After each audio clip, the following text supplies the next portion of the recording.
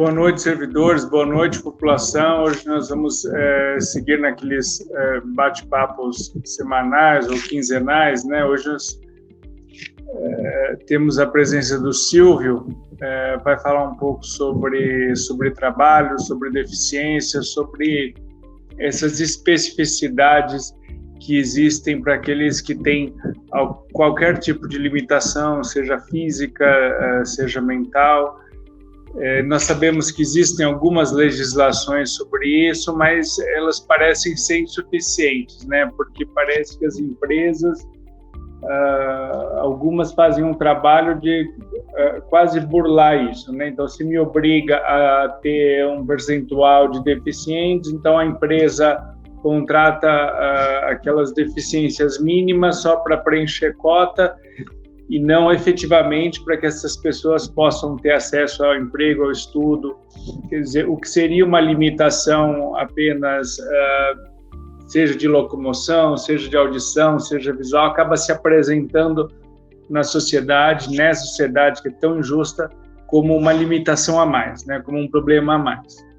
Nós sabemos de sociedade, por exemplo, os Estados Unidos, com todos os problemas que tem lá, por conta de estarem envolvidos em uma guerra a cada 2 anos, os deficientes lá têm um lugar de heróis de guerra, né? Assim, logicamente, parte das pessoas que voltam da guerra voltam com algumas deficiências, então a sociedade acolhe muito bem os deficientes, tem muito espaço para o deficiente por conta dessas características da sociedade americana, né?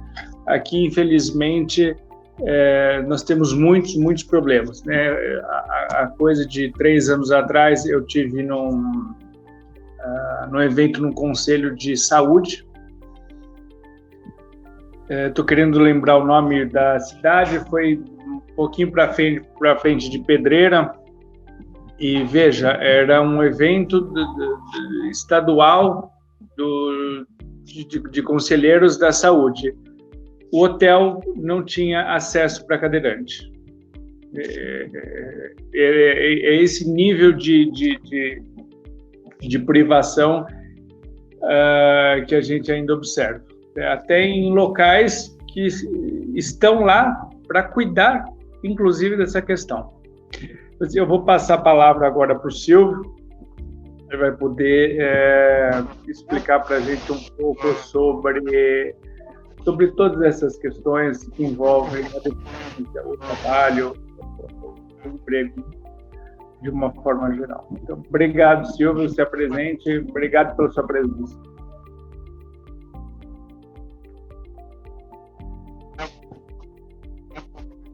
Agradeço, mais uma vez a gente está aqui batendo papo, né? Principalmente sobre um tema relacionado à pessoa com deficiência, que é um tema tão caro para mim, né? Especificamente, né? Já que eu sou uma pessoa com deficiência, milito na causa, né? E a gente está nessa batalha aí já há um bom tempo, né? E não é nada fácil, né? A exclusão, a segregação, todo o processo que envolve a pessoa com deficiência na nossa sociedade, em outros modelos de sociedade, dentro da própria história da humanidade, que nos traz até aqui, né? Infelizmente no Brasil, em um momento onde a gente sofre tantos retrocessos e, enfim, isso afeta muito a pessoa com deficiência. Então, mais uma vez, eu quero agradecer a oportunidade da gente estar aqui batendo esse papo, falando sobre pessoas com deficiência, né? Especificamente no que diz respeito aí ao capacitismo, né?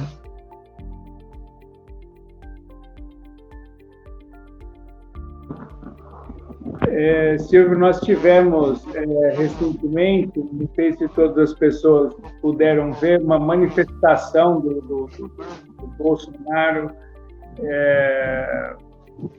numa live que ele fez, se eu não me engano, é sobre um evento internacional de esporte que tem ou vai ter, alguma coisa assim. Ele estava qualificando de forma muito efetiva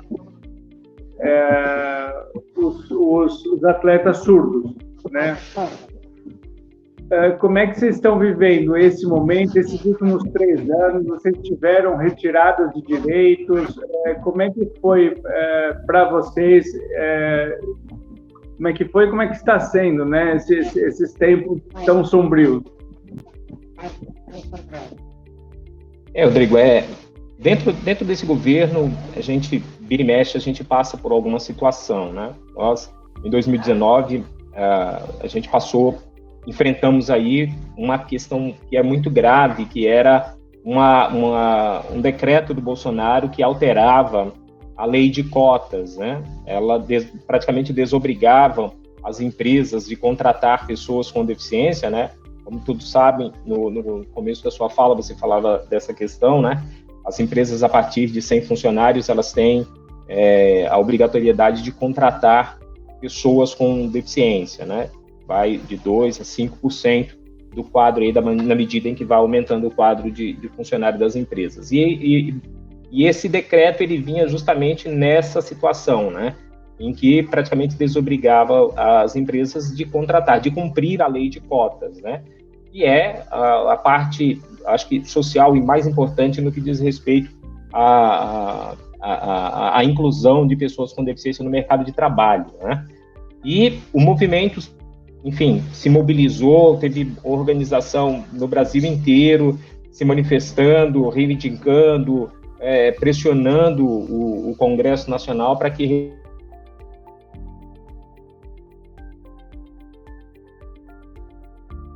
assim foi visto. Teve outros ataques também com relação à lei de cotas. A gente teve também falas, principalmente de ministro da Educação, dizendo que pessoas com deficiência atrapalhavam em sala de aula, uma grave violação desse direito que é fundamental de qualquer brasileiro ou brasileira, né? De estudar, que é de pertencer à comunidade escolar de modo geral, e a gente ouve o ministro da Educação usando de uma fala tão inoportuna e excludente, né? Então, não sendo... Essas são apenas alguns dos exemplos, né? Agora, mais recentemente, a gente teve, salvo engano, 2019, 2020, a aprovação de uma lei, a Lei 14.176, que é uma lei que altera a avaliação médica, né, social da deficiência. Para nós, né, numa avaliação nossa, interna do segmento, a gente tem estudado bastante essa lei, significa um grande retrocesso, porque cria mais empecilhos para que as pessoas com deficiência tenham acesso ao BPC, né, o benefício de prestação continuada, um auxílio tão fundamental na vida da pessoa com deficiência, já que ainda somos um grupo muito grande fora do mercado de trabalho, né, pessoas em idade de trabalho a partir dos 14 anos que não conseguem ingressar no mercado de trabalho. Embora exista uma lei de cotas que diga exatamente o contrário, né? Mas a gente ainda não avançou o suficiente para isso, né? Tem um levantamento de 2010 do IBGE que diz que menos de 1% da população em idade de trabalho estaria no mercado, né? Tem uma outra releitura que o IBGE fez e que diz que 70% das pessoas estão fora do mercado de trabalho, né? As pessoas com deficiência em idade de trabalho. Então, você percebe que, assim, não é fácil, né? E o problema é que todos nós brasileiros enfrentamos durante a pandemia, né? Nós tivemos graves violações de direitos durante a pandemia, inclusive no Brasil, e não só no Brasil, mas no Brasil especificamente, né? Nas periferias, com todo o atraso da vacina. Depois nós fomos um dos últimos grupos também a serem vacinados. Então é complicado, a gente não tem a informação, por exemplo, você me perguntasse quantas pessoas com deficiência perderam a vida para a Covid-19, né? Nesse momento eu não saberia te responder, porque nós não temos dados específicos a respeito dessa questão, né? Então, quer dizer, são graves essas violações, né? Por falta, ausência completa de políticas públicas. Então, a vida para nós, pessoas com deficiência, principalmente dentro desse governo, nesses últimos anos, não tem sido nada fácil, viu?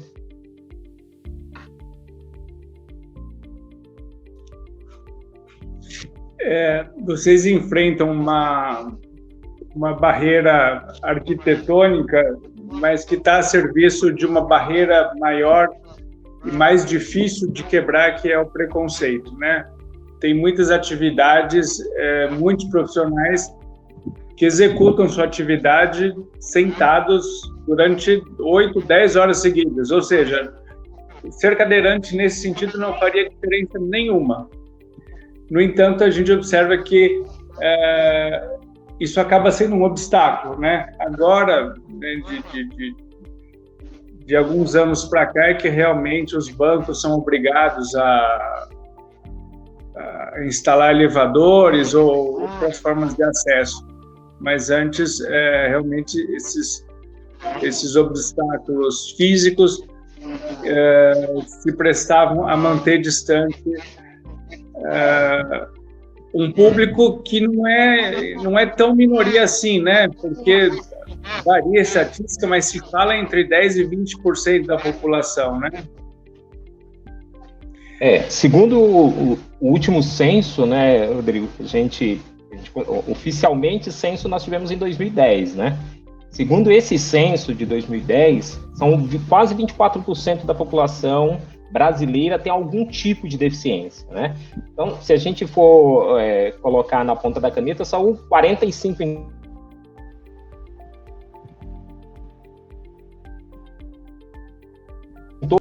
nessa questão de números, porque esses números não são números estáticos, né? Eu falo isso constantemente, que eu tenho oportunidade, e assim, nós temos 45 milhões de pessoas com deficiência, é um estado de São Paulo inteiro, se a gente fosse ocupar uma área territorial, seria um espaço equivalente ao estado de São Paulo.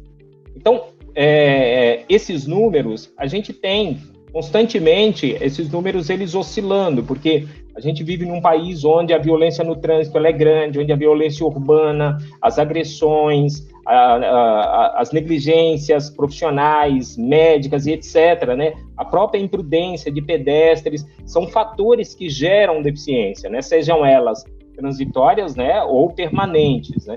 Então, é bastante sério essa questão da quantidade, da população de pessoas com deficiência, né?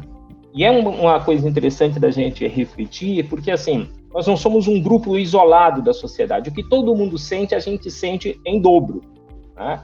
Então, vamos só para poder, assim, não é o meu lugar de fala, mas só como número, só como a gente poder discutir. Por exemplo, a violência contra a mulher, né? Ela é grave, a gente sabe, o feminicídio é uma coisa grave.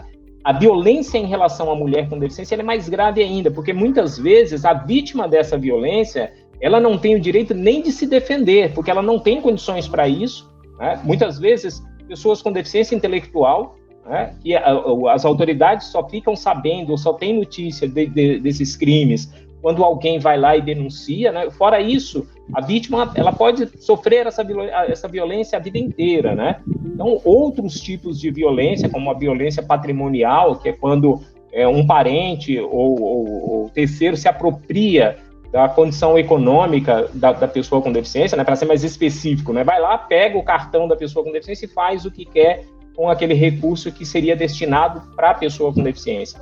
A gente vê esse tipo de violência, são violências graves. E a violência, eu não sei se a gente poderia falar a mais grave, mas a que está ali, que afeta de maneira generalizada todas as pessoas com deficiência, é a própria negligência do Estado, né? Você falava das barreiras arquitetônicas, né, das barreiras físicas. Além das barreiras físicas, existe uma outra barreira, que essa é a mais complicada, né, que é uma barreira atitudinal, né? Essa é complicada, porque ela envolve a compreensão da sociedade em relação à deficiência, né? A ler a deficiência como um atributo, mais um atributo do ser humano. Isso faz parte da diversidade humana, né? A deficiência é uma característica do ser humano, então não deveria ser impeditivo, né? E, além disso, o racismo estrutural, que também afeta de maneira direta a população com deficiência. A maioria da população brasileira é composta por negros e negros, e a maioria das pessoas com deficiência são negros e negras, né? Então, quer dizer, o que afeta a sociedade de um modo geral, o que afeta a classe trabalhadora de um modo geral, afeta em dobro as pessoas com deficiência. E se não afeta direta, afeta indiretamente, né? Porque nós não somos uma ilha, né? Pessoas com deficiência não são uma ilha. Está aparecendo a orelhinha da minha gata aqui, que ela estava deitada aqui. Então, o que afeta as nossas famílias, os nossos parentes, também acaba nos afetando, né? De uma forma ou de outra.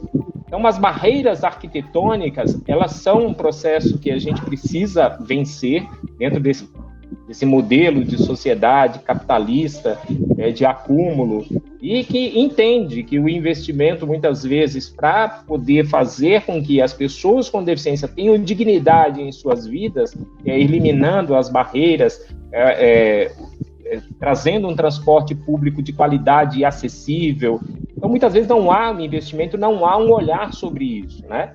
E aí a gente dá nome para isso, né? Interessante que isso tem nome hoje. A gente ouve muito pouco falar, mas isso se chama capacitismo, né? Toda vez que a gente se depara com uma situação dessa, onde não se leva em consideração a condição de ser humano da outra pessoa, né?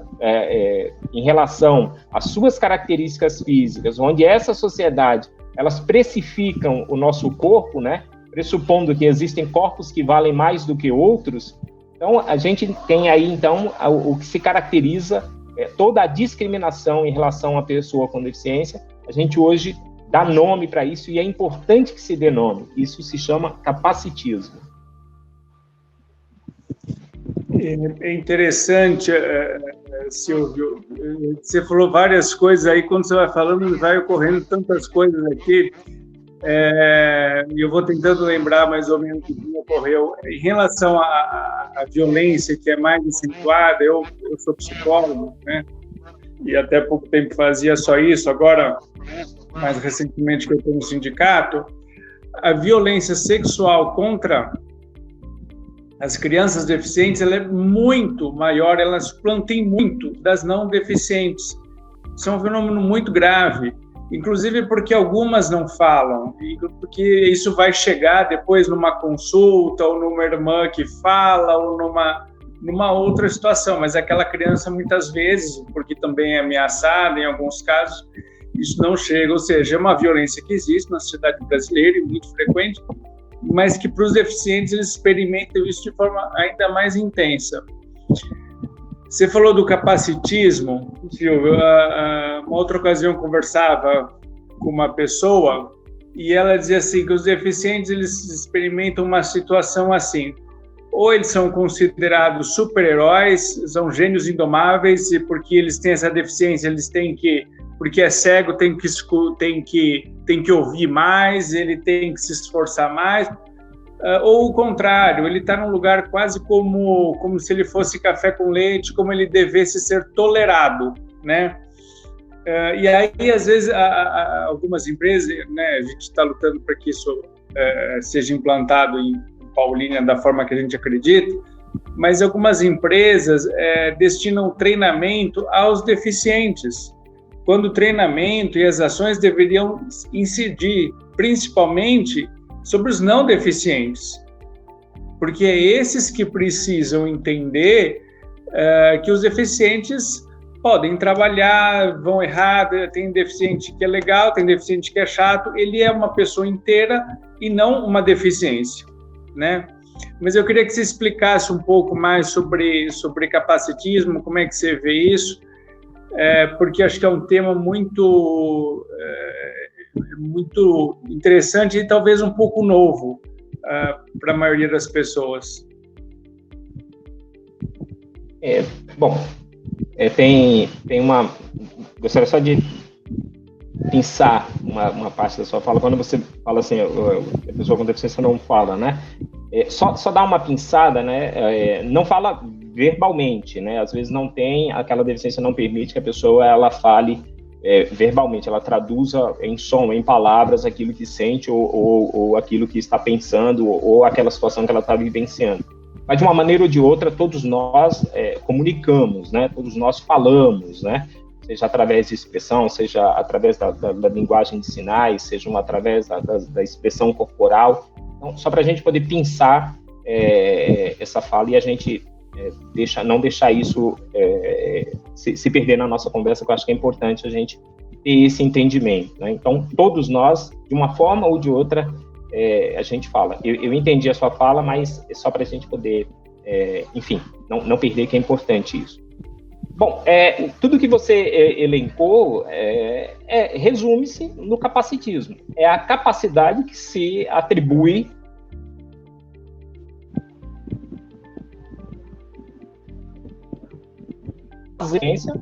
o capacitismo, ele é muito isso, né? Nós não, nesse olhar capacitista, nós não somos capazes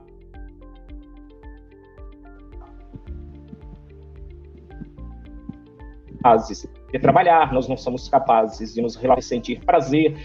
Então, é um pressuposto que o outro tem em relação a nós, do que nós podemos ou não fazer, a partir de uma avaliação até estereotipada, né, da deficiência. E isso é cultural, essas questões elas são transportadas no tempo, e infelizmente, a gente ainda tem hoje formas de entendimento e leituras em relação a essa pluralidade corporal que é parte da sociedade, que é parte da humanidade, né? E não as pessoas diminuem a pessoa com deficiência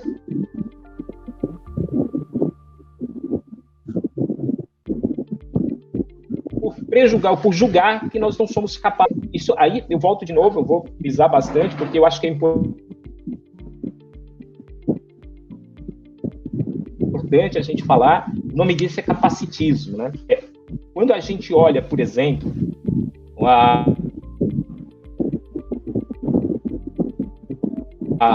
banheiros para pessoa com deficiência. Geralmente, a gente fazer uma brincadeira. Como você identifica que um banheiro é adaptado para pessoa com deficiência, Rodrigo? É uma pergunta que eu estou te fazendo só para a gente fazer um jogo de... Como que eu identifica? Você olhou... A porta mais larga, não? Vamos lá. A porta é mais larga, é um critério, mas você bate o olho e você vê o que era o símbolo internacional de acesso. Tem aquele desenho geralmente é uma pessoa com uma bolinha assim, que acho que é referência à cadeira, né? Uma cadeira de rodas, não é isso? Sim. Então, se você olhar, até pouco tempo atrás, né, até muito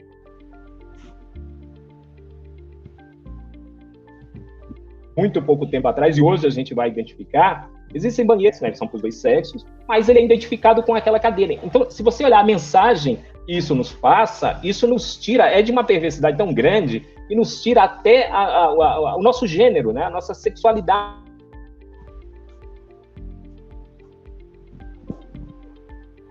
Essas mensagens que são, para muita gente pode não parecer nada, mas é importante.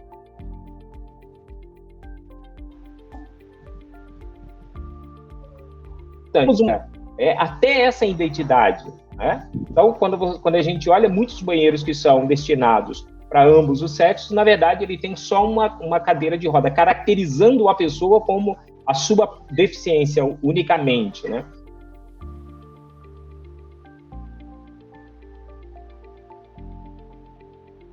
Então, é o capacitismo, né? Que a gente, eles colocam, né, de inferioridade. Você falava, eu vou falando, viu, Rodrigo, igual a metralhadora, a hora que você entender que precisa me interromper, fica à vontade, tá?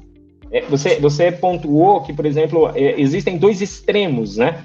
E ou a pessoa com deficiência ele é tido como um herói, ou ele é tido exatamente como um coitado, né?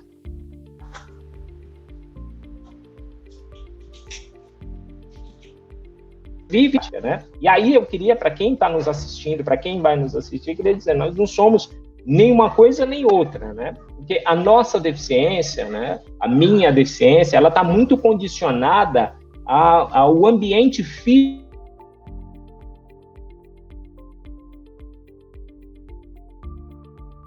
onde eu estou inserido.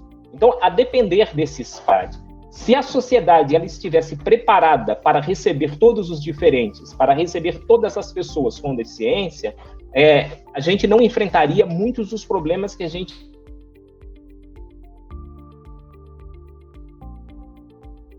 a gente conhecido como deficiências leves, mas as deficiências são agravadas de acordo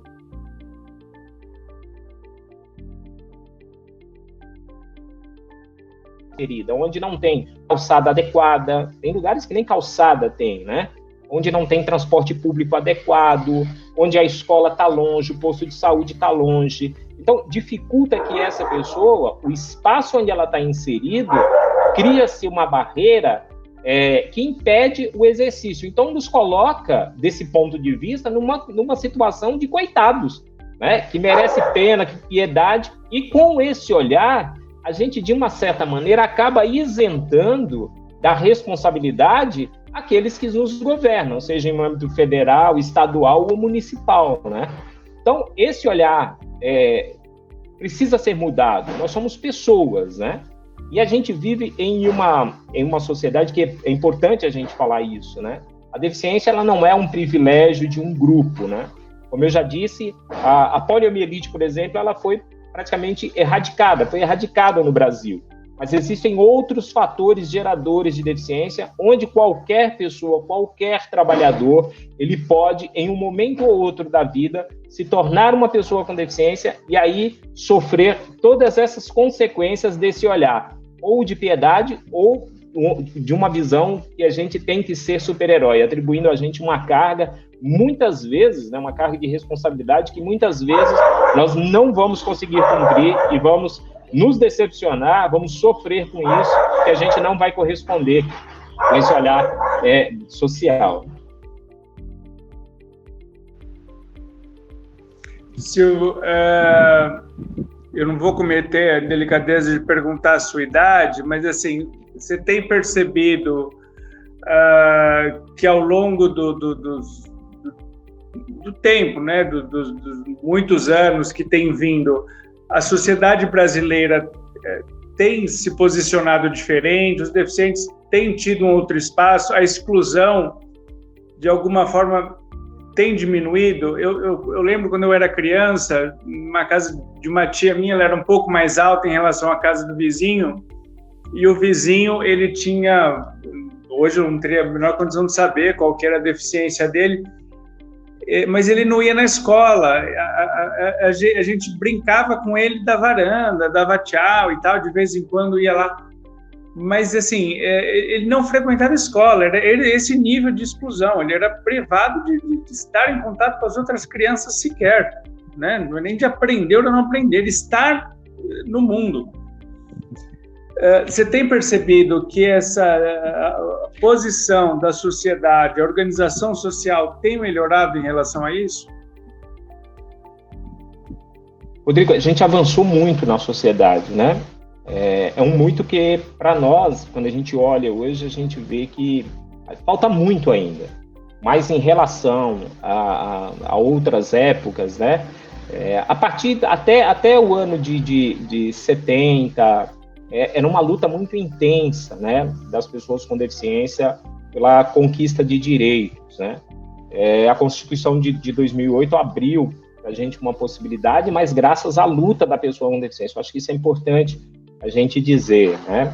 E hoje a gente não tem na nossa Constituição, por exemplo, um capítulo que diga especificamente a respeito da deficiência, mas a gente percebe por praticamente toda a Constituição, essa garantia de direitos, né?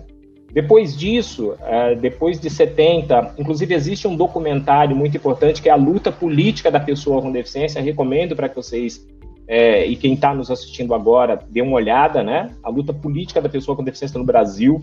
Então, mostra para a gente uma organização extraordinária, né? A gente tem movimentos e organizações que se empenharam muito para poder romper barreiras. A gente avançou, mas ainda temos um caminho muito longo para poder percorrer, né?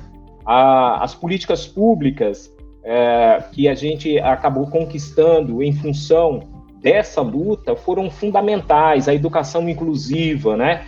Por mais que a gente possa ter críticas de que o sistema ele não funciona, mas a educação inclusiva, quando ela abriu esse espaço para que as pessoas com deficiência convivessem junto com as demais crianças dentro da escola, quando as empresas foram obrigadas a cumprir o seu papel social, contratando pessoas com deficiência, a gente teve um avanço significativo nisso, né? A gente não pode deixar de falar que nós temos duas leis importantes, que é a Convenção Internacional dos Direitos da Pessoa com Deficiência, que foi incorporada na nossa Constituição. É um capítulo que traz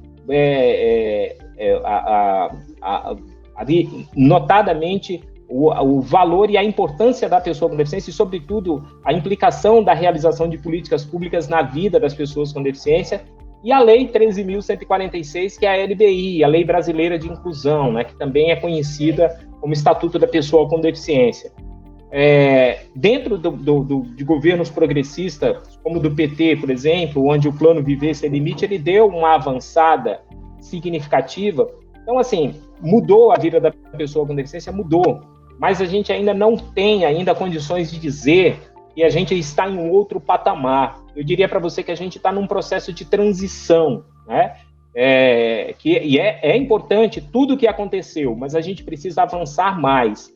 Então, respondendo assim a sua pergunta, sim, teve mudanças, mas também a gente precisa galgar aí mais espaço, a gente precisa ampliar, porque é insuficiente. As periferias, né, as franjas das cidades, onde as coisas acontecem nos municípios, a gente percebe que ainda há uma carência e tem situações ainda que nos remetem a 20, 30 anos atrás, né, onde as políticas públicas não alcançaram, infelizmente.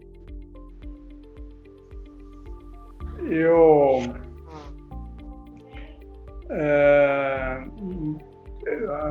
também há muitos anos eu vi uma palestra, um advogado, ele não tinha os dois braços e as duas pernas, e quando ele foi dar palestra todo mundo achou que ele falaria sobre deficiência, sobre inclusão, e não, ele foi falar sobre Código Penal. Ele não falou na palavra deficiência. E parece que tinha uma certa expectativa de que ele fosse tratar dessas questões. Isso é ver a pessoa apenas como um deficiente. Ele não é outras tantas coisas que ele possa ser, né? E de fato, ele era um advogado e ia falar sobre Código Penal e o que pode, o que não pode, artigo 5... mas gerou um certo estranhamento, né? Um certo estranhamento na normalidade, né? Aí a pessoa é limitada à sua deficiência, né? Antes de se enxergar o ser humano que está ali, as pessoas enxergam todas as dificuldades, todas as limitações do corpo, e só depois, só com a aproximação é que começa a perceber o ser humano que existe do outro lado, que nós temos, sim, capacidade de desenvolver. A gente não vai fazer muitas coisas como todo mundo faz convencionalmente, mas o resultado depois vai ser o mesmo, né? O que a gente precisa mesmo é romper essas duas barreiras que, no meu ponto de vista, são essenciais. Primeiramente, as barreiras atitudinais e depois as barreiras físicas, né? Ou concomitantemente, né? Ambas, né? Mas é importante que a gente vença isso para que a gente possa construir um outro modelo de sociedade, né? Nós estamos aqui trabalhando para que a prefeitura, né, tem 5.000 servidores, parte desses servidores possuem algum tipo de deficiência, a gente está trabalhando para que alguns trabalhos aconteçam, para que algumas dessas barreiras sejam transpostas, para que algumas ações possam ser organizadas para que esses servidores possam realmente atuar na sua função com deficiência ou sem deficiência, que possam de forma a exercer a sua função adequadamente. Eu agradeço muito a sua presença, valeu o bate-papo, eu acho que a gente conseguiu a nossa pequena contribuição para que as pessoas possam pensar sobre isso, vão pesquisar um pouco mais sobre o tema, vão assistir o documentário, vão se sentir um pouco mais incomodadas, vão saber que não estão sozinhos, que tem outras pessoas que estão aí, que estão falando, que estão se preocupando. Muito obrigado por você ter cedido seu tempo para vir aqui conversar com a gente. Eu que agradeço, Rodrigo. E só respondendo, eu não respondi a sua pergunta, você perguntou, você não quis ser indelicado para perguntar a minha idade, mas eu completo 51 anos no mês que vem, né? E a gente está nessa caminhada. Então, assim, me coloco à disposição sempre que precisar e a gente está aí para poder estar discutindo. É uma questão que é muito importante, é primordial a gente estar discutindo a questão da pessoa com deficiência, assim como outras questões que acabam envolvendo de forma direta ou indireta, afetando a gente, né, ao nosso segmento, né? E aí, estou à inteira disposição, sempre que precisar, é só chamar que a gente se organiza para poder participar. Tá joia. Obrigado a todos. Tchau. Tchau, gente.